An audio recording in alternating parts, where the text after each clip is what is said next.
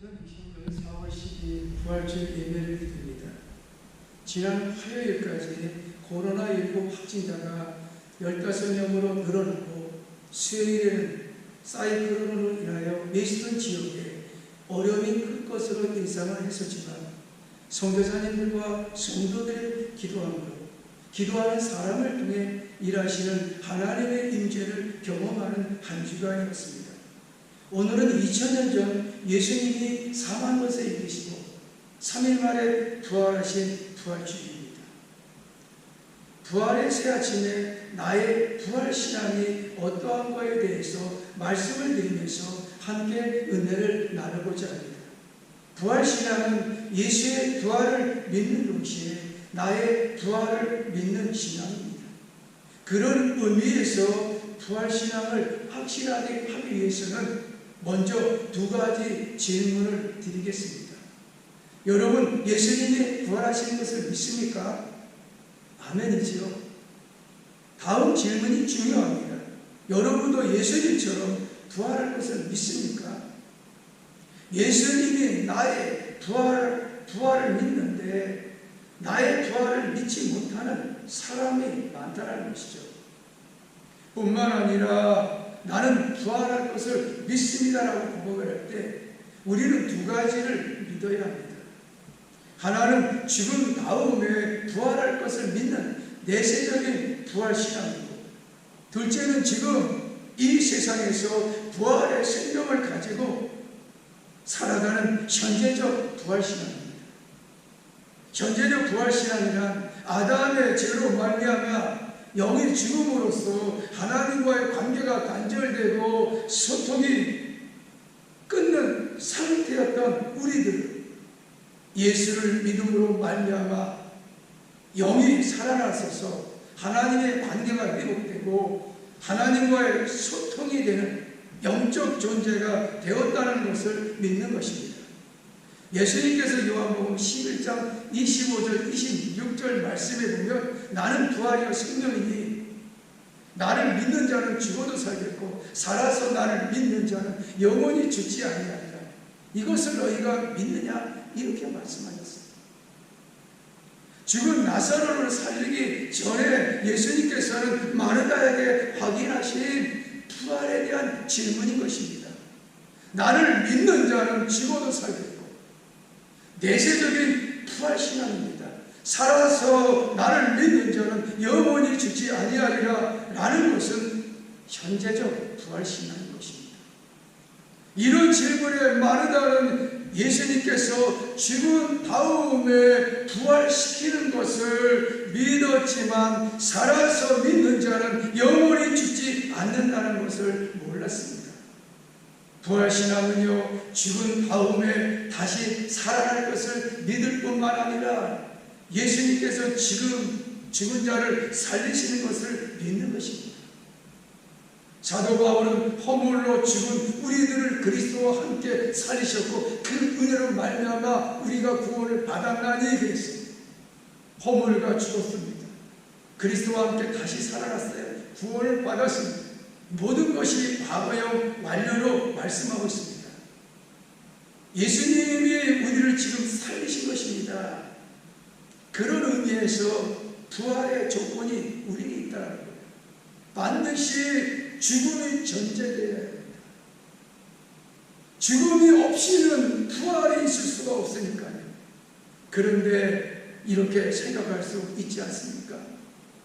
성도에게는요, 부활이 죽음 이후에 문제가 되니까 지금 현재는 당장 그리 중요하지 않겠거니와 라고 생각할 수 있을 것입니다. 과연 그럴까요? 부활은 미래적인 사건이 맞습니다. 그러나 사도 바울은 고린도전서 15장의 말씀에 비추어보면 부활은 미래적인 동시에 현재적인 사건으로 끌어당기고 있다는 것이에요. 여러분, 우리가 바라보고 있는 천국은요, 우리가 죽고 난 다음에 영원히 가야 할 그 미래적인 그러한 천국, 아름다운 천국으로만 생각하고 있습니까? 그러나 성경은 그렇게 말씀하고 있지 않아요. 예수님은 마태복음 5장에 심령이 가난한 자는 복이 있나니 천국이 저희 것이며 했어요. 천국은 저기 있다 여기 있다 하는 것이 아닙니다. 천국은 지금 내 마음에 예수님 한 분만으로 만족하게 살면 우리는 이 땅에서 천국을 소유하며 천만 만대 누리며 살아가고 있다는 거예요. 부활도 마찬가지입니다. 미래에 우리가 죽고 난 다음에 부활할 수 있는 사건이 아니라 현재의 생활 속에서 항상 체험할 수 있는 그런 사건이라는 것이죠. 이해의 시인이 어서 빛으로 일어나라는 부활의 시에 이렇게 노래하고 있습니다. 감추어둔 향기를 아낌없이 쏟아내는 4월의 꽃나무처럼 기쁨을 쏟아내면서 우리는 모두는 부활하신 당신을 닮고 싶습니다. 날마다 새롭게 생명 수액을 뿜어 올리는 생명나무이고 싶습니다. 시인은 부활하신 당신을 닮고 싶습니다. 날마다 새롭게 생명의 수액을 뽑아 올리는 생명나무가 되고 싶어합니다. 그리스도인들은 지나간 과거와 오지 않는 미래의 부활 사이에서 현재적인 부활을 경험하면서 날마다 새롭게 생명의 수액을 뽑아 올리는 생명나무로 살아가는 그런 사람이었더라고요. 이렇게 생명나무로 살아가는 사람들은요, 생명의 왕노릇하면서 살아가는 그런 사람이에요. 생명의 왕노릇서 살아가는 사람들은 반드시 질적인 변화를 누리며 살아갈 수밖에 없다라는 거예요. 그래서 질적인 사람으로 살아가는 사람들은 주 안에서 날마다 죽어야 됩니다. 주 안에서 죽는 사람은 똑똑한 사람이 아니라 지혜로운 사람인 것입니다. 모세는 시편 90편 2절에서 우리에게 우리날 계수를 가르치사 지혜의 마음을 얻게 하소서 그렇게 기도한 것입니다. 성경은 우리의 남은 날을 계수하는 것이 지혜로운 마음을 갖는 것이라고 말씀하고 있습니다. 우리 인간은 어리석은 뿌리는요, 자신의 죽음을 잊고 사는 것으로부터 오기 때문인 것입니다. 사람은 죽음을 생각할 때 지혜로워지고 현명해지고 아름다워집니다.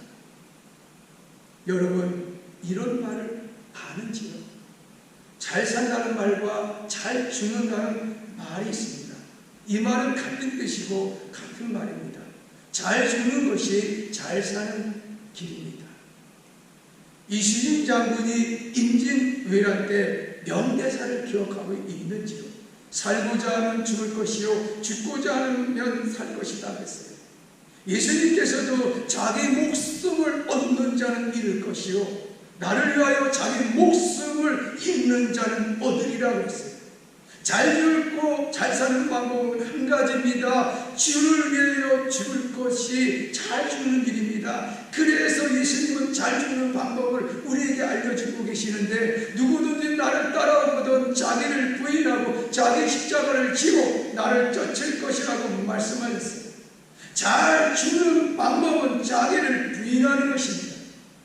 신앙의 정점은 자기를 부인하는 것입니다. 신앙의 정점은 정과 욕심을 십자가에 못 박는 것입니다. 자기를 부인하는 것이 하나님을 시인하는 것이고, 자기를 부인하는 것이 하나님을 긍정하는 것입니다.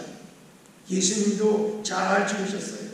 하나의 미랄이 땅에 떨어져 죽지 아니하면 하나의 미랄이고 죽으면 많은 열매를 맺으리라 했어요. 여러분, 예수님이 얼마나 잘 죽었습니까? 예수님이 까닭에 수십억의 인류가 영원한 영생을 얻고 있지 않습니까? 예수님이 잘 죽었기 때문에 예수님이 잘 살고 있어요. 지금도 하나님의 우편에 앉아 계십니다. 하늘과 땅의 모든 권세가 예수님의 발 앞에 무릎을 꿇고 복종을 하지 않습니까? 하나님과의 동등하십니다. 삼위일체 하나님이십니다. 사도 바울도 잘 죽었습니다. 다메섹에서 부활하신 주님을 만났어요. 부활하신 주님을 만나는 거 잘 죽었어요. 잘 사는 방법을 바울은 고린도 교회를 향해서 이렇게 외칩니다. 너희가 먹든지 마시든지 무엇이라든지 너의 영광을 위해서 하는 것이 아니라 하나님의 영광을 위해서 하는 일이라 했어요. 하나님의 영광을 위해서 사는 것이 잘 사는 비결입니다. 하나님은요, 하나님의 나라는 죽음이 없습니다. 이별이 없어요. 슬픔이 없습니다. 고통과 아픔이 없는 거예요. 없는 것이 많은 나라, 그것이 잘 사는 나라 아닙니까? 그러나 이 세상에서 흔히 볼 수 없는 사파이어와 루비와 값비싼 진주가 흔한 것이 하나님 나라입니다. 하나님 나라는 먹고 마시는 것이 아니라 신앙과 기쁨으로 가득한 나라, 행복에 가득한 나라, 하나님의 나라가 정말로 잘 사는 그런 나라입니다. 우리는 국민소득이 높은 나라를 잘 사는 나라라고 쉽게 생각하고 말하지만 세상에는 잘 사는 나라가 없습니다. 하나도 없습니다. 잘 사는 나라는 하나님 나라뿐인 것입니다. 그러므로 잘 산다는 것은 그리스도 안에서 죽는 것입니다. 더 깊이 생각하면 나는 날마다 그리스도 안에서 변화된 삶으로 살아가고 있다는 거예요. 인간적이고 세속적인 것들에서 완전히 벗어나는 일입니다. 내 뜻이 하나님 앞에서 죽지 아니하면 영적인 삶의 질을, 변화를 기대할 수가 없어요. 내가 예배를 드림으로 내가 원하는 바가 이루어지리라는 욕망을 있을 때는 예배를 통해 나의 삶의 질의 변화를 기대할 수가 없습니다. 그러므로 부활은 죽었다가 본래의 모습대로 다시 살아나는 것이 아니라 완전히 신령한 몸으로, 육신의 몸이 영의 몸으로 살아나는 것입니다. 그래서 부활의 변화점의 강조는 무엇일까요? 바울은 모양보다 질적인 변화에 있다는 것입니다. 무슨 의미입니까? 오늘 본문 고린도전서 15장 42절 44절의 말씀을 보면 이렇게 기록이 되어 있습니다. 썩을 것으로 심고 썩지 아니할 것으로 다시 살아나는, 욕된 것으로 심고 영광스러운 것으로 다시 살아나며, 약한 것으로 심고 강한 것으로 다시 살아나며, 육의 몸을 싣고 신령한 몸으로 다시 살아나는, 다시 말해서 쓸모없는 것이 쓸모있는 것으로, 형편없는 것이 아주 좋은 것으로 변화된다는 것입니다. 그야말로 질의 변화를 말씀하고 있다는 것. 그러므로 이 현재적인 부활을 믿는 자마다 영적으로 거듭나는 부활입니다. 현재의 부활은 과거의 죄로 죽어가던 영혼을 새롭게 되는 것이고, 질적으로는 옛사람이 새사람으로 변화되는 것입니다.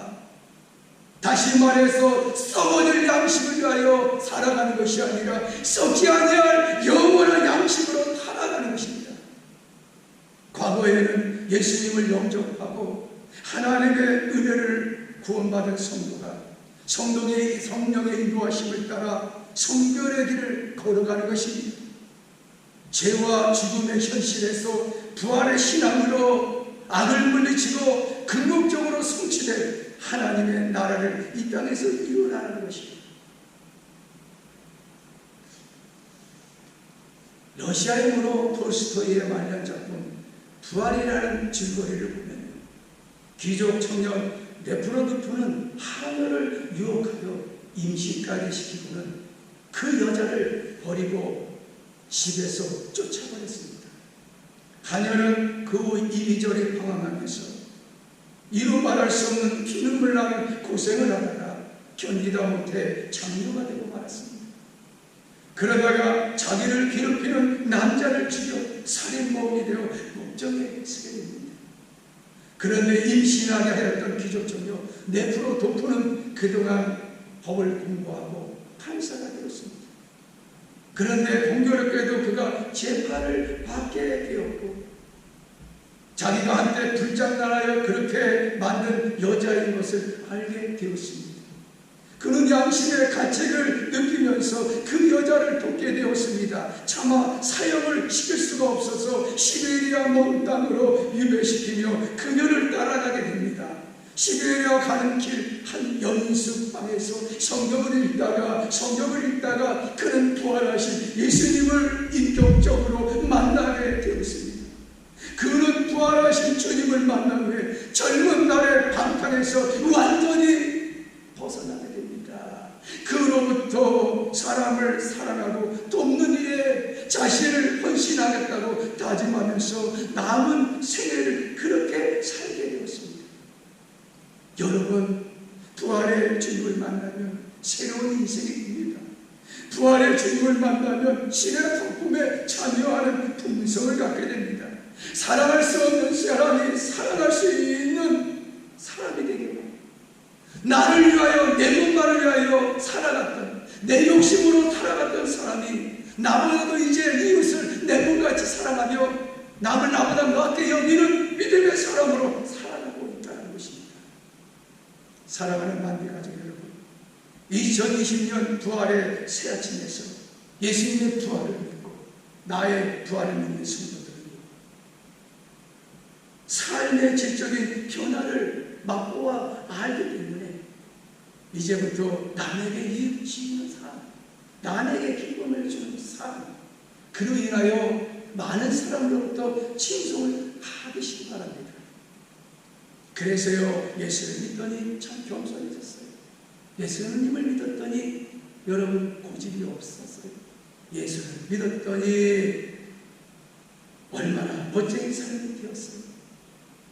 이러한 형세적인 부활을 통해 영의 사람이 되어서 우리 삶 가운데 2020년 4월 부활의 그 시간들이 오늘만 부활이 아닌 것이 아니라 매일매일 날마다 자신의 죽음으로 말미암아 영적인 사람이 되어서 질적인 사람으로 변화돼서 많은 사람들에게 칭송을 주고 나눠줄 수 있는 그러한 삶을 날마다 가시기를 주님의 이름으로 축원해 드립니다. 기도하겠습니다. 하나님 감사합니다. 예수의 부활이 내 부활을 믿게 하여 주심을 감사합니다. 부활의 신앙의 기점으로 질적인 삶을 살아가게 하옵소서. 귀한 연물을 정성껏 공헌해 드립니다. 11조임을 감사임을 소원임을 1,000번째 차량임을 또 선교임을 부활절 감사의 예를 드립니다. 이 믿음의 예물을 드렸사오니 믿음의 예물을 통해서 믿음의 씨앗을 통해서 30배, 60배, 100배 결실이 이루어지게 하시고 우리 남미의 하나님교회가 더 많은